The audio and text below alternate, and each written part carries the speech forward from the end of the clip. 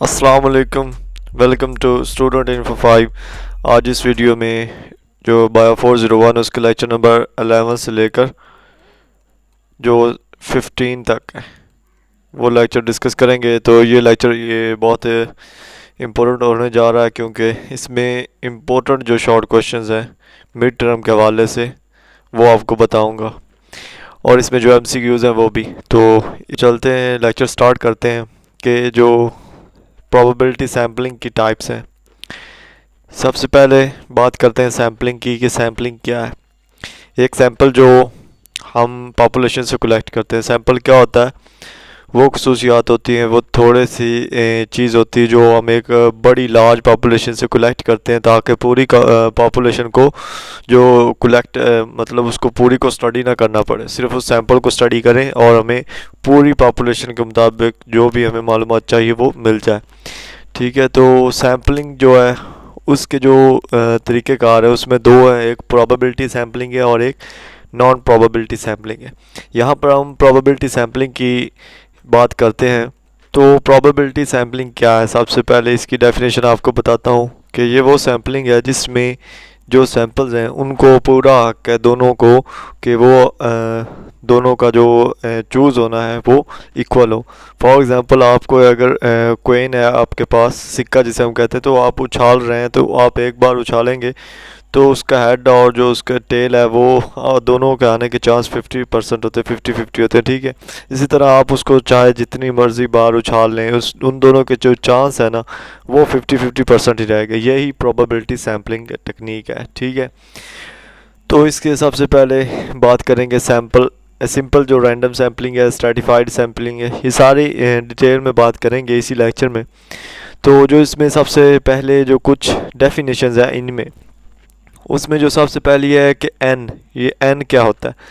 N होता है ये सैम्पलिंग जो फ्रेम होता है, एक सैम्पलिंग फ्रेम में हमने कुछ चीज़ें इकट्ठी कर ली। ठीक है, एक सैम्पलिंग फ्रेम लिया, फॉर एग्जांपल ये सैम्पलिंग फ्रेम है। ठीक है, ये आपने कुछ चीज़ें इकट्ठी कर ली, तो ये मैंने 5 ये लगाए हैं, ये क्या है, ये एन है, नंबर ऑफ केसेस है जो इस सैम्पलिंग फ्रेम में मौजूद है। ठीक है, तो आप बात करते हैं छोटे जो एन, ये जो छोटा एन इसकी, ये क्या, ये भी वही है, उसी की तरह का होता है, लेकिन इसमें ये फ़र्क है कि ये पूरे सैंपल का जो नंबर्स होते हैं, केसेस होते हैं, उनको ज़ाहिर करता है। ये कि यहाँ पर यहाँ पर ये इस एन ने जो 5 मैंने ड्रा किए थे, ये बाद का जो सैम्पलिंग टेक्निक्स है उनमें क्लस्टर्स होते हैं सैंपल के। ठीक है, सैंपल के क्लस्टर बना दिए जाते हैं, तो उसमें जो टोटल जो नंबर्स होते हैं वो कौन सा करता है, एन करता है। ये हमने बहुत सारे जो पीछे पढ़ा है, ये एन जहाँ भी आता है ये नंबर बताता है कि टोटल नंबर कहाँ कितने हैं। ठीक है, ऊपर जो लेक्चर थे उसमें भी ये था, नंबर बताता था। ठीक है, तो यहाँ पर एन सी एन सबसेट है एन का, तो number of combination subset of N from N, ये कम्बिनेशन है एन और एन स्मॉल और एन बिग का। तो एफ क्या है, एफ बराबर है सैम्पलिंग फ्रैक्शन जिसे हम कहते हैं, ये बराबर है एन, जो होल नंबर्स होंगे उनको तकसीम करना है जो उसके क्लस्टर्स के अंदर नंबर्स होंगे बड़े एन के साथ। ठीक है, तो इससे हमें सैम्पलिंग जो फ्रैक्शन है वो मिल जाता है। उसके बाद आते हैं सबसे पहली जो हमारी प्रोबेबिलिटी सैम्पलिंग की टाइप है, सिंपल रैंडम सैम्पलिंग।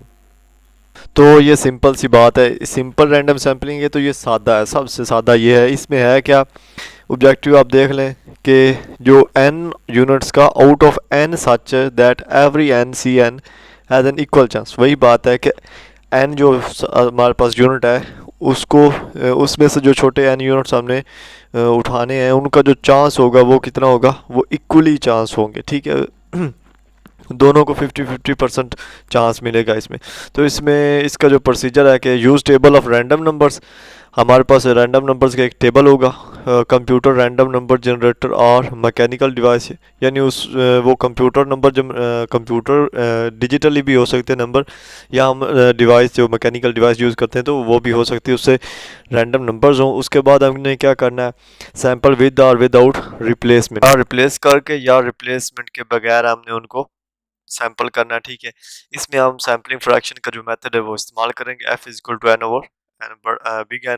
तो ये जो फार्मूला ये इम्पोर्टेंट एमसीक्यूज के तौर पर है। ठीक है, सिंपल रैंडम सैम्पलिंग की जो सबसे एग्जांपल्स है वो है स्मॉल सर्विस एजेंसी, छोटी सी एजेंसी इसकी तो जो है वो काम कर सकती है। Client assessments of quality of service, जो क्लाइंट्स हो, फॉर एग्जांपल कोई बड़ा बिग होटल है तो उसके जो क्लाइंट्स हैं उनकी जो सर्विस है जो जैसी हो रही है तो उसकी क्वालिटी के हिसाब से।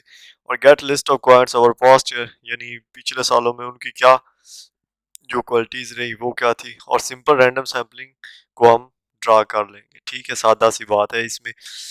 और इसके बाद है कि लिस्ट ऑफ क्लाइंट्स, यानी क्लाइंट्स जो कि जो हम लिस्ट बनाए, ठीक है, लिस्ट ऑफ क्लाइंट्स, उसमें जो रैंडम सब सैंपल्स हैं, रैंडमली तौर पर हम इनको क्या करेंगे, इनमें से कुछ जो है क्लाइंट्स वो निकाल लेंगे और उनका ग्रुप बना लेंगे, उनको जो है वो फ्रैक्शन बना देंगे। ठीक है, उसकी फ्रैक्शन निकाल लेंगे, सैम्पलिंग फ्रैक्शन। ठीक है, ये सिंपल रैंडम सैम्पलिंग थी। इसकी आपने डेफिनेशन याद करनी है और इसका जो फार्मूला है F is equal to N over N, ये याद करना। उसके बाद है स्ट्रेटिफाइड रैंडम सैम्पलिंग, ये जो है प्रोपोर्शनल और कोटा रैंडम सैम्पलिंग भी कहते हैं। इसका जो ऑब्जेक्टिव है कि population of N units divided into non overlapping strata, तो इसके और नॉन ओवरलैपिंग स्ट्रेटा बनानी है, डिवाइड करना है इनको ऐसे n1 n2 n3 और ni में।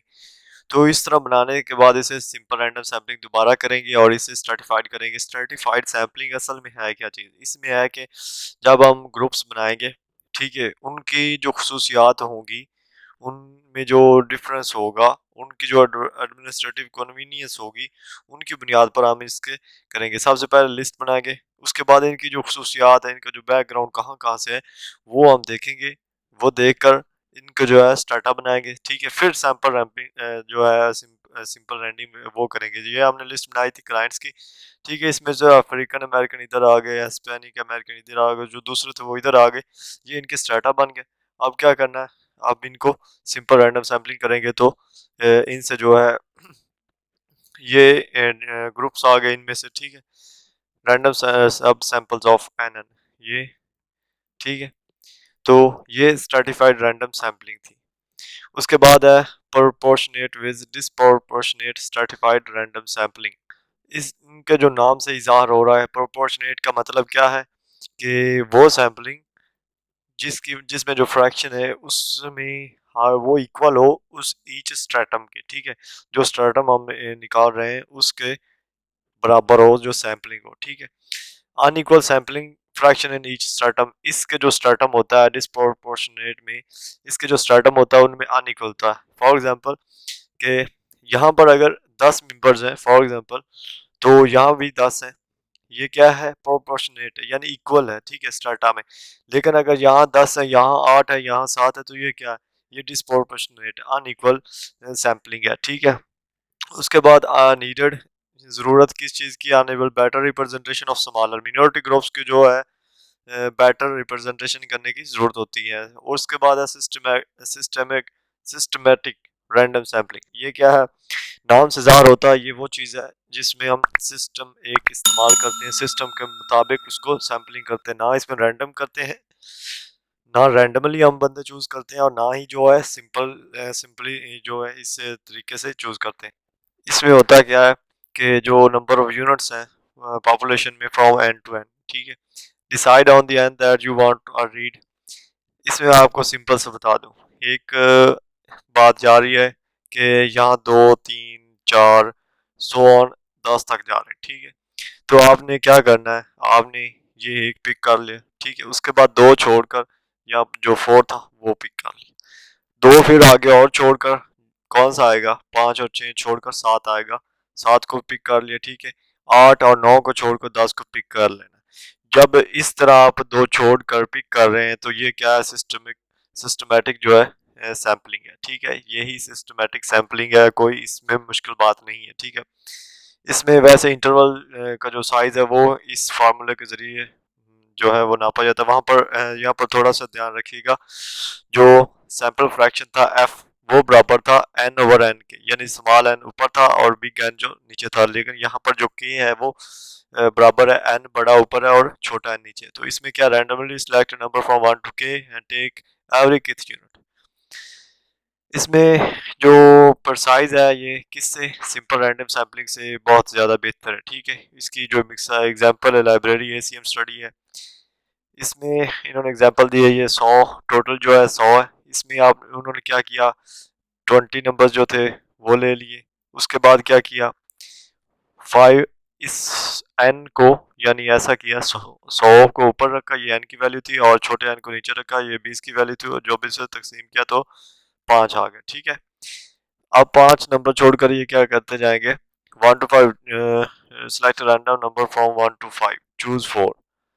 ठीक है, इस तरह ये वही बात आपको बताई कि ये इतने नंबर छोड़ेंगे और इतने सेलेक्ट कर लेंगे, एक सिस्टम बन जाएगा कि इतने छोड़ देने इतने सेलेक्ट कर लेने, ये सिस्टम है कि सिस्टमैटिक रैंडम सैम्पलिंग है। ठीक है, start with fourth and take every fifth unit. ठीक है, इस तरह ही करना, ये इन्होंने यहाँ पर हाईलाइट कर दिया, यानी यहाँ से शुरू किया और हर जो पांचवा नंबर आएगा उसे सिलेक्ट करते जाना है, जैसा कि आपको पहले बता दिया है। ठीक है, अब क्लस्टर एरिया रैंडम सैम्पलिंग की तरफ आते हैं। ये क्लस्टर नाम से ज़ाहिर हो रहा है, क्लस्टर क्या होता है, गुच्छे, जैसे कि अंगूर का गुच्छे, उसी तरह का हिसाब लगा लें, या इसमें आप एरिया का हिसाब लगा लें, जैसे एरिया भी क्लस्टर की तरह ही होता है जब वो पूरी पॉपुलेशन के अंदर हो। तो इसका जो प्रोसीजर है कि पॉपुलेशन को क्या करते हैं, क्लस्टर में तकसीम कर देते हैं। ये एक सिंपल सी पॉपुलेशन है। ठीक है, इसको क्या किया, सिंपल क्लस्टर बना दिया। ठीक है, ये एक हो गया, ये दो, ये तीन, ये चार। ठीक है, ये चार क्लस्टर बन गए।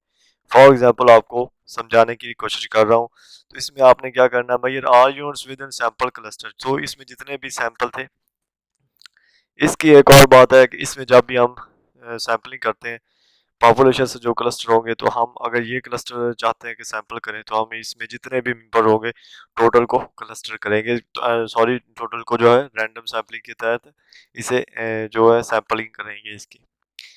तो इसमें क्या है, इसके एडवांटेज जो है एडमिनिस्ट्रेटिवली यूजफुल है, specially when you have a wide geographic area to cover, और randomly sample from city blocks and measure all homes in selected books blocks. ठीक है, इसकी एक एग्जांपल आपको देता हूँ, सॉरी इसकी नहीं, आगे दूंगा। इसकी एग्जांपल यही है कि आपने क्या करना है, क्लस्टर्स जो है वो पिक करने हैं एक पॉपुलेशन से, पहले पॉपुलेशन को क्लस्टर्स की शक्ल में बांट देना है। ये नहीं करना कि पॉपुलेशन से वो एक ही सैंपल लगाए, यहाँ पर पॉपुलेशन से सैंपल लिया, उनको क्लस्टर में चेंज किया और फिर उनको इस्तेमाल करेंगे सैम्पलिंग में। अब आती है बात मल्टी स्टेज सैम्पलिंग की।